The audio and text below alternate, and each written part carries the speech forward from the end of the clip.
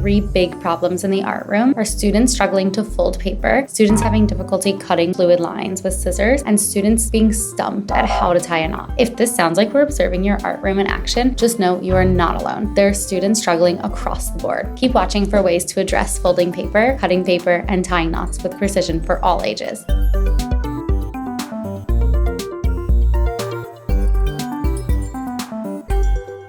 Hi art teachers, I'm Dani Dermer, an occupational therapist who works with children of all ages in Maryland. Folding paper precisely can be tricky. First, lightly crease the paper by aligning the edges and pinching the center. If they have trouble keeping the paper flat, try weighing one side down under a book and have them bring the other end of the paper to meet the edge of the book to help align the edges. Masking tape can also be used to help keep the paper stable while using two hands to align the edges when folding to meet the taped edge. From there, they can run their finger along a ruler to fold a crisp edge. Practice with different types of paper. Thicker papers like cardstock are easier for learning to fold. You can also pre-fold paper incrementally or practice pinching and creasing a pre-folded line to help them get a feel for how much pressure is needed to create a clean fold. There are a ton of motor skills that contribute to fluidly cutting paper. Hand strength is a huge predictor with separation of hand, which allows the thumb and fingers to open and close, such as with scissors, spray bottles, or unscrewing caps, and more. Having the right tools also contributes to success. Preschoolers should generally have scissors with two equally large sides and an option for spring-loaded scissors. Kids aged 4 to 11 do best with 5 or 6 inch blunt edge scissors that have a smaller thumb hole compared to the larger ones. Ages 12 and up do best with 7 inch or 8 inch scissors. In addition, proper hand and wrist positioning and alignment is huge when it comes to cutting. Ensure that your students are cutting with their thumb in the small loop and that they are in the thumbs up position. Encourage students to hold scissors by having them give you a thumbs up and then looping their thumb into the scissors. The other fingers often find their way into the larger loop after this initial prompt for positioning. Optimal positioning is having the elbow closely tucked to the body and as close to a 90-degree angle as possible with the wrist in a neutral position. Try to prompt students to keep their elbow tucked in instead of going into a chicken wing position. If the opening and closing of scissors is too challenging due to poor coordination or hand strength, try modifying the task using adapted scissors. The first step down from standard scissors would be spring-loaded scissors. You can try loop scissors. Both of these will help build the strength needed to work toward standard scissors. If cutting paper is too challenging, prerequisite skills include ripping paper, cutting Play-Doh, and snipping straws. All of these practice opening and closing motion. When building confidence with precision, pattern cutting such as zigzag, wavy, or spiral patterns can make learning to cut more fun and engaging. Preferred characters inside of geometric shapes also tends to be a great motivator. Helping children with fine motor challenges learn to tie knots can be approached through a combination of strategies that focus on building their hand strength, coordination, and patience. There are a few effective strategies. Try breaking down the activity step by step. There are a lot of fun songs and videos that you can use to follow along with the class. Step-by-step pictures are also great for visual aids. Modify the task by using thicker, larger rope or string. Use masking tape to fix the string to the table and have less moving parts in action. If working with 2 strings, use 2 different colors or add color to the tips to help identify which one it is that should be moving in each step. You can also color code the picture, whatever prompt is being used, to better match those colors. Play around with textures and see how each student manipulates and handles the materials. Incorporate finger play games that involve pinching, squeezing, pulling, tweezers, tongs, stress balls. All can be used as a warm-up to target precision and dexterity. We'd love to hear from you in the comments to see how it goes if you try any of these activities. Make sure you like this video if it was helpful and subscribe so you don't miss more tips and tricks like this. Bye!